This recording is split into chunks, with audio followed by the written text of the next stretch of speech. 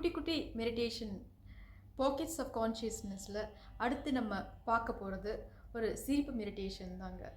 நீங்கள் சோகமாகவோ அல்லது கோபமாகவோ வருத்தமாகவோ இருக்கிற நேரத்தில் உங்கள் மூளையை நம்ம ஏமாற்ற போகிறோம். Fake it till you make it அப்படின்னு சொல்லுவாங்க.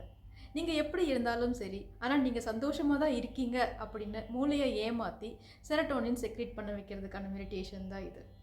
இதுக்கு தேவை உங்களுக்கு ஒரு பென். இதை நீங்கள் வாய்க்கடையில் இது போல் வைக்கிறீங்க.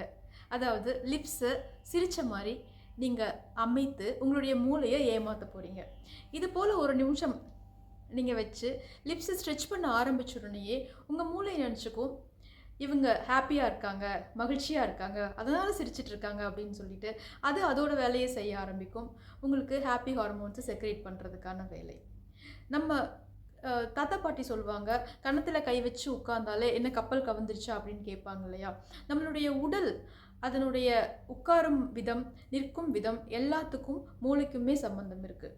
அதனால் இதை ட்ரை பண்ணி பாருங்கள். உங்களுடைய மனநிலையில் மாற்றம் ஏற்படுதா இல்லையா அப்படின்னு கவனித்து, உங்களுக்கு இந்த மெடிடேஷன் பிடிச்சிருந்தா தொடர்ந்து இதை முயற்சி பண்ணலாம். ஆனால் எப்போவுமே சிரித்து பழகிறது, எப்போவுமே நம்மளை மகிழ்ச்சியாக வச்சுக்கிறது, அதுக்கு உண்டான விஷயங்களை தேடி தேடி செய்கிறது, இது எல்லாமே மெடிடேஷனை விட தினப்படி வாழ்க்கையவே ஒரு மகிழ்ச்சிகரமாக வச்சுக்க உதவி செய்யும். நன்றி, வணக்கம்.